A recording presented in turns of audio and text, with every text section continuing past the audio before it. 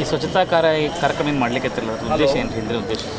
ನಾವು ವಿಶ್ವ ಹಿಂದೂ ಪರಿಷತ್ತಿನ ಮಾತೃಶಕ್ತಿ ಹುಬ್ಬಳ್ಳಿ ಮಹಾನಗರ ನಾವೆಲ್ಲ ಸೇರಿ ವಿಶ್ವ ಮಹಿಳಾ ದಿನಾಚರಣೆಯ ಅಂಗವಾಗಿ ಇದು ಹೊಸ ಥರದ ಒಂದು ಆಚರಣೆ, ನಮ್ಮದು ವಿಶ್ವ ಮಹಿಳಾ ದಿನಾಚರಣೆ ಆಚರಣೆ ನಾವೆಲ್ಲರೂ ಸೇರಿ ಮಾತಾಡಿಕೊಂಡು ಒಂಥರ ಬೇರೆ ರೀತಿಯಲ್ಲಿ ನಾವು ಇದನ್ನ ಆಚರಿಸೋಣ. ಕೇಕ್ ಕಟ್ ಮಾಡೋದು, ಪಾರ್ಟಿ ಮಾಡೋದೆಲ್ಲ ಹಳೆ ಪದ್ಧತಿ. ಈಗ ಇದು ನಾವು ಹೊಸ ಥರ ನಮ್ಮ ಸನಾತನ ಧರ್ಮದ ಈ ಥರ ನಾವು ಮಾಡ್ತಾಯಿದ್ದೀವಿ. ಸಿದ್ಧಾರೂಢ ಅಜ್ಜನ ಸೇವಾ ಮಾಡ್ದಂಗೆ ಆಗುತ್ತೆ, ಅವ್ರ ಆಶೀರ್ವಾದ ನಮ್ಗೆ ಸಿಗುತ್ತೆ ಅಂತ ಮಾಡ್ತಾಯಿದ್ದೀವಿ. ಈಗ ಪಾಶ್ಚಿಮಾತ್ಯ ಸಂಸ್ಕೃತಿಗೆ ಆಲ್ರೆಡಿ ನಾವೆಲ್ಲ ಬಿಟ್ಟಿದ್ದೀವಿ. ಬಹಳಷ್ಟು ಜನ ಮಹಿಳಾ ಸಾಧಕರು ಏನು ಹೇಳ್ತಾರೆ, ಅವ್ರು ತಮ್ಮದೇ ಆದ ಮಹಿಳಾ ದಿನಾಚರಣೆ ಮಾಡ್ತಾ ಇದ್ದಾರೆ.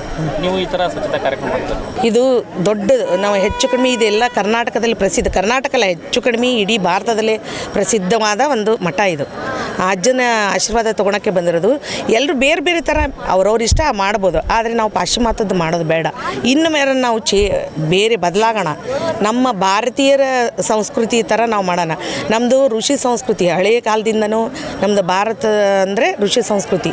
ನಾವು ನಮ್ಮ ಧರ್ಮವನ್ನು ಕಾಪಾಡೋಣ, ನಮ್ಮ ಹಿಂದೂ ಧರ್ಮವನ್ನು ಎತ್ತಿ ಹಿಡಿಯೋಣ. ನಾವೆಲ್ಲ ಇನ್ನು ಒಂದೊಂದೇ ನಮ್ಮ ಮಕ್ಕಳಿಗೆ ನಾವು ಹೇಳೋದು ಏನಂದರೆ, ನಾವು ಇಲ್ಲ ಇದನ್ನ ಬಿಡಿಸೋಣ, ಒಳ್ಳೆ ದಾರಿಯಲ್ಲಿ ಹೋಗೋಣ. ಈ ಮಕ್ಕಳ ಬಗ್ಗೆ ಹೇಳಿದ್ರೆ ನೀವು ಎಷ್ಟು ಜನ ಬಂದು ದೇವಸ್ಥಾನ ಕೈ ಮುಗಿತಾರೆ? ಈಗ ಮತ್ತೆ ಶುರುವಾಗಿದೆ. ನಾವು ಹೇಳಿ ಅವ್ರು ಕರೆಕ್ತಾರೆ. ಕಂಪೇರಿಟಿವ್ಲಿ ಅದೇ ನಾವೇ ನಮ್ಮದೇ ತಪ್ಪು ಇದೆ.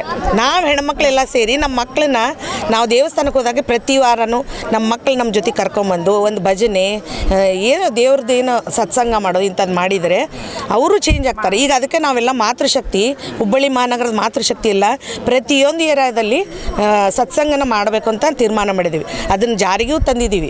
ಅದರಲ್ಲಿ ಮಕ್ಕಳೇ ಜಾಸ್ತಿ ಇರಬೇಕು ಅಂತ ನಾವು ವಿಚಾರ ಮಾಡಿ ಇದನ್ನು ಜಾರಿ ತಂದಿದ್ದೀವಿ. ನಾವು ಸಸಿಯಾಗಿ ಬಗ್ಗದ್ದು ಮರವಾಗಿ ಬಗ್ಗಿತ್ತೆ ಅಂತ ಹೇಳಿ ಸಣ್ಣ ಮಕ್ಕಳು ಇರುವಾಗ ಮಕ್ಕಳಿಗೆ ಆವಾಗಲೇ ಭಜನೆ, ಬೇರೆ ಬೇರೆ ಶ್ಲೋಕಗಳು ಇಂಥವೆಲ್ಲ ದೇವಸ್ಥಾನಕ್ಕೆ ಬರೋದು, ಆಮೇಲೆ ಅವ್ರ ಕೈಯಿಂದನೇ ನಾವು ದಕ್ಷಿಣೆ ಕೊಡಿಸೋದು, ದಾನ ಮಾಡಿಸೋದು ಮಾಡಬೇಕು. ಯಾಕಂದರೆ ನಾವು ಮಾಡಿ ಮುಗಿದಿದೆ, ಅವ್ರ ಕಡೆ ಮಾಡಿಸಿದ್ರೆ ಇದು ಒಳ್ಳೆ ಪರಂಪರೆ ಅಂತ ಅವ್ರಿಗೆ ಗೊತ್ತಾಗುತ್ತಲ್ಲ. ಹಿಂದೂ ಧರ್ಮದಲ್ಲಿ ದೇವಸ್ಥಾನಗಳು ಏನು ಪ್ರಾಮುಖ್ಯತೆ ಇತ್ತು? ಯಾಕೆ ನಾವು ದೇವಸ್ಥಾನ ಜಾಸ್ತಿ? ಇಲ್ಲಿ ದೇವಸ್ಥಾನದಿಂದಲೇ ಹಿಂದುತ್ವ ಜಾಗರಣೆ ಆಗೋದು, ನನಗೆ ಅನಿಸಿದ ಪ್ರಕಾರ ಜಾಗೃತಿ ಆಗೋದು ಹಿಂದೂಸ್ತಾನದಲ್ಲಿ, ದೇವಸ್ಥಾನದಲ್ಲೇ ಜಾಗೃತಿ ಆಗೋದು ಹಿಂದುತ್ವ ಅನ್ನೋದು.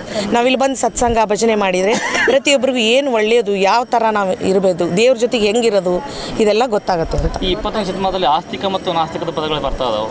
ಎಡಚರ ಏನು ಮಾಡ್ತಾರೆ, ನಾವು ದೇವರು ನಂಬೋದಿಲ್ಲ, ಅಲ್ಲೆಲ್ಲ ಹುಂಡಿಯಲ್ಲಿ ದುಡ್ಡು ಹಾಕ್ತಾರೆ, ಅದು ಒಂಥರ ದುಡಿಮೆಯ ಒಂದು ಇದು ಕೇಂದ್ರವಾಗೈತಿ ದೇವಸ್ಥಾನಗಳು ಅಂತ ಹೇಳ್ತಾರೆ. ಅದ್ರ ಬಗ್ಗೆ ಏನು ಹೇಳ್ತೀವಿ? ಎಕ್ಸಾಂಪಲ್ ಈಗ ಮಹಾಕುಂಭಮೇಳ ಜರುಗ್ತಲ್ಲಿ ಆ ದುಡ್ಡಿಗೋಸ್ಕರ ಅದು ಮಹಾಕುಂಭಮೇಳವನ್ನು ಏರ್ಪಡಿಸಿದ್ದಾರೆ ಅಂತ ಕೆಲವರು ಹೇಳ್ತಾ ಇದ್ದಾರೆ. ಅವ್ರಿಗೆ ಹಾಗೇನಿಲ್ಲ, ಅವ್ರವ್ರದ್ದು ಅದು ಒಳ್ಳೇದು. ಹಳ್ಳಿಯಲ್ಲಿ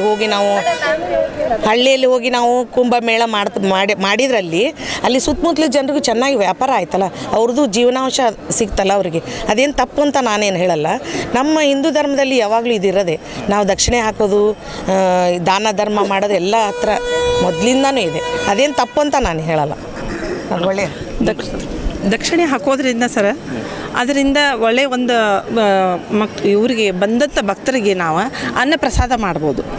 ಅನ್ನಪ್ರಸಾದ ಮಾಡೋದ್ರಿಂದ ಎಲ್ಲ ಭಕ್ತರಿಗೂ ಒಂದು ಭಕ್ತಿ ಮೂಡ್ತೈತಿ ಅನ್ನುವಂಥ ಭಾವನೆಯಿಂದ ನಾನು ಹೇಳಕ್ಕೆ ಇಷ್ಟಪಡ್ತೀನಿ. ಆಲ್ಮೋಸ್ಟ್ ಮಹಿಳೆಯರಿಗೆ ಮನೆಯಲ್ಲಿ ಬಹಳಷ್ಟು ಕೆಲಸ ಇದೆ, ಅದೆಲ್ಲ ಕೆಲಸ ಬಿಟ್ಟು ಇಲ್ಲಿ ಬಂದು ಈ ಸೇವಾ ಮಾಡೋದ್ರಿಂದ ಏನು ಸಿಗುತ್ತೆ ನಿಮಗೆ? ನಮಗೆ ಮನಃಶಾಂತಿ, ನೆಮ್ಮದಿ ಸಿಗ್ತೈತೆ ರೀ ಒಂದು ಮನಸ್ಸಿಗೆ. ಮನೆಯೊಳಗೆ 4 ಗೋಡೆ ಒಳಗೆ ಇರೋದ್ರಿಂದ ಹೆಣ್ಮಕ್ಳಿಗೆ ನೆಮ್ಮದಿ ಸಿಗೋದಿಲ್ಲ. ಅದ ಕೆಲಸ, ಅದ ಮುಖಗಳು ನೋಡೋದು. ಅದರಿಂದ ಇಲ್ಲಿ ಎಷ್ಟು ಜನ ಭೇಟಿ ಆದ್ರೆ ರೀ, ನಮಗೆ ಎಷ್ಟು ಜನರು ಭೇಟಿ ಆದ್ರೆ. ಆಮೇಲೆ ದೇವ್ರ ಸನ್ನಿಧಿ ಒಳಗೆ ನಾವು ಸೇವಾ ಮಾಡಿದ್ವಿ. ಆ ಸೇವಾದಿಂದ ನಮಗೆ ಮನಸ್ಸು ತೃಪ್ತಿ ಇತ್ತು ನೋಡ್ರಿ.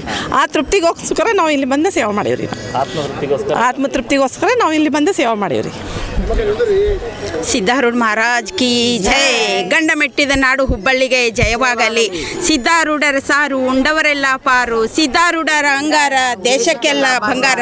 ಒಗ್ಗಟ್ಟಿನಲ್ಲಿ ಬಲವಿದೆ, ಒಗ್ಗಟ್ಟಿನಿಂದ ಮಾಡಿದರೆ ಇದಕ್ಕೆ ಶಕ್ತಿ ಐತಿ. ನಾವು ನಾಚ್ಕೋದಿಲ್ಲ, ಏನು ಅಕ್ಕಿ ಮಾಡತ್ತಾಳೆ, ನಾನು ಮಾಡತ್ತಾಳೆ, ಎಲ್ಲರೂ ಮಾಡೋಣ ಅಂತ ಹೇಗೆ ಇಲ್ಲಿ ನಾಚಿಕೆ ಅವಮಾನ ಏನೂ ಇರೋದಿಲ್ಲ. ನಾವೆಲ್ಲರೂ ಒಂದಾಗಿ ಮಾಡ್ಬೇಕು. ಇಲ್ಲಿ ಸ್ವಚ್ಛತಾ ಮಾಡೋದ್ರಿಂದ ಏನಾಗತ್ತೆ ಅಂತಂದರೆ ನಮ್ಮ ಪಾಪಗಳೆಲ್ಲ ತೊಳೆದು ಹೋಗ್ತಾವೆ. ನಾವು ಮಾಡಿದ ಕರ್ಮಗಳು ನಾವು ಕುಂಭಮೇಳಕ್ಕೆ ಹೋಗಿ ಮಾಡ್ಬೇಕಂತಿಲ್ಲ. ಇಲ್ಲೇ ಸಿದ್ಧಾರೂಢ ಅಜ್ಜಿಗೆ ಬಂದು ನಾವು ಸಂಡೇ ಮಲ್ಕೋಬೇಕಿಲ್ಲೇ. ಬೆಳಿಗ್ಗೆ 6 ಗಂಟೆಗೆ ಆರತಿ ಆಕತಿ, 4 ಗಂಟೆಗೆ ಸೆಕ್ಯೂರಿಟಿ ಅವರು ಎಬ್ಬಿಸ್ತಾರೆ ನಮಗೆ. ಇಂಥ ಒಂದು ಕ್ಷೇತ್ರ, ಇಂಥ ಒಂದು ಪುಣ್ಯ ನಮಗೆ ಎಲ್ಲಿ ಸಿಗೋದಿಲ್ಲ, ಯಾವ ಸ್ಥಳಕ್ಕೆ ಹೋದ್ರೂ ಸಿಗೋದಿಲ್ಲ. ಮತ್ತು ಸಿದ್ಧಾರೂಢ ಅಜ್ಜರ ಒಳಗೆ ಗರ್ಭಗುಡಿ ಮಠ ನಮ್ಗೆ ದರ್ಶನಕ್ಕೆ ಬಿಡ್ತಾರೆ. ಬಂದವ್ರಿಗೆಲ್ಲ ಊಟ ಉಪಚಾರ ಎಲ್ಲನೂ ಇಲ್ಲಿ ನಡೀತೈತಿ. ಇಷ್ಟೇ ನಾನು 2 ಮಾತು ಮುಗಿಸ್ತೇನೆ. ಧನ್ಯವಾದಗಳು.